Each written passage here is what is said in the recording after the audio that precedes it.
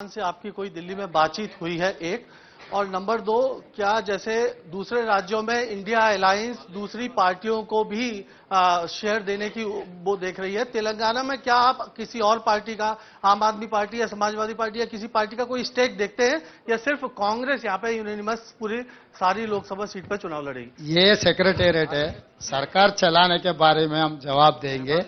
जो पॉलिटिकल का मुद्दा उठाए हम गांधी भवन में जवाब देंगे। लेని వారి సమస్యలు లేకపోతే ప్రభుత్వం వైపు నుంచి అందించాల్సిన రాజీవ్ ఆరోగ్యశ్రీ లాంటి సమస్యలే ప్రధానంగా రావడం జరిగింది।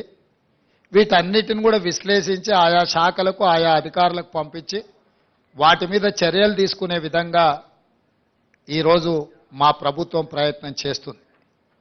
అందుకే నేను సహచర మంత్రులందరితో మాట్లాడినప్పుడు ప్రజల్ని ప్రభుత్వం దగ్గరికి రప్పించుకోవడం కాదు, ప్రభుత్వమే ప్రజల దగ్గరికి వెళ్ళడం ద్వారా ప్రజలకు న్యాయం జరుగుతుంది। ప్రజలకు హైదరాబాద్ రావడానికి అవసరమైన ప్రయాణ ఖర్చులు కావచ్చు, లేకపోతే సమయం కేటాయించడం కావచ్చు, ప్రజలకు ఇబ్బందులు జరుగుతున్నాయి కాబట్టి ప్రభుత్వాన్నే ప్రజల వద్దకు పంపిద్దాము।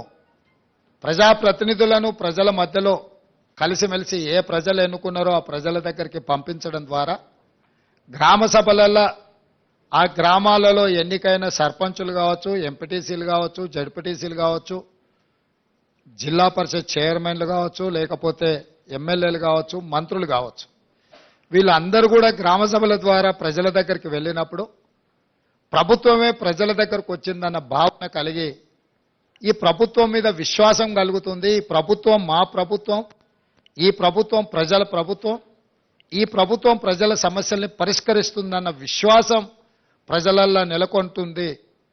ఈ కార్యక్రమాన్ని విజయవంతంగా అమలు చేయడం ద్వారా, ఈ కార్యక్రమాన్ని విజయవంతంగా అమలు చేయాలి అనంటే వాళ్ళని ప్రజావాణి కార్యక్రమానికి ప్రజాభవన్కు రప్పించుకోవడం కాదు, ఇక్కడ ఉండే గతంలో ఘడీల ముందు ఘడీల లోపల జరిగిన పరిపాలనను గ్రామాలకు చేర్చాలన్న ఆలోచన మా ప్రభుత్వానికి వచ్చే ఈరోజు ఈ గ్రామ సభలను ఏర్పాటు చేయడం జరిగింది। ఈ ప్రజా పరిపాలన ద్వారా ప్రజల యొక్క సమస్యల్ని పరిష్కరించాలని ఈరోజు ఈ ప్రభుత్వం నిర్ణయం తీసుకున్నది। దానికి సంబంధించి ప్రజలు, అది మహాలక్ష్మి పథకం కావచ్చు, గృహజ్యోతి కావచ్చు, ఇందిరమ్మ ఇండ్లు కావచ్చు, రైతు భరోసా కావచ్చు, ఏ సంక్షేమ పథకమైనా ప్రజలకు చేరాలి అనంటే నిజమైన అర్హులైన లబ్ధిదారుల వివరాలు ప్రభుత్వం దగ్గర ఉండాలి। అప్పుడు మేము టార్గెట్ పెట్టుకొని పనిచేయడానికి ఉంటుంది। ఫర్ ఎగ్జాంపుల్ 500 రూపాయలకు సిలిండర్ కావాలి అని ఈ కార్యక్రమంలో ఒక 50 లక్షల అప్లికేషన్లు వచ్చినాయి అనుకోండి, అప్పుడు మాకు ఒక లెక్క తెలుస్తుంది, మేము 20 లక్షలు ఇచ్చినామా, మేము 30 లక్షలు ఇచ్చినామా, మేము 50 లక్షలు ఇవ్వగలిగినామని। ఇందిరమ్మ ఇళ్ల కోసం వచ్చిన దరఖాస్తులు, ఇల్లు లేని పేదలు ఎంతమంది ఉన్నారో మాకు లెక్క తెలిసినప్పుడు మేము ఆ టార్గెట్ను రీచ్ అవ్వడానికి 100% మేము అహర్నిశలు కృషి చేయడానికి ఉంటుంది। ఇట్లా ప్రతి సంక్షేమ పథకానికి ప్రజలు అర్హులు దరఖాస్తు పెట్టుకున్నప్పుడు అందులో ఎన్ని పరిష్కరించినామో మాకు తెలిస్తే ఇంకెన్ని పరిష్కరించాల్సిన అవసరం ఉందో మా బాధ్యత మేము గుర్తు చేసుకోవడానికి అవకాశం ఉంటుంది।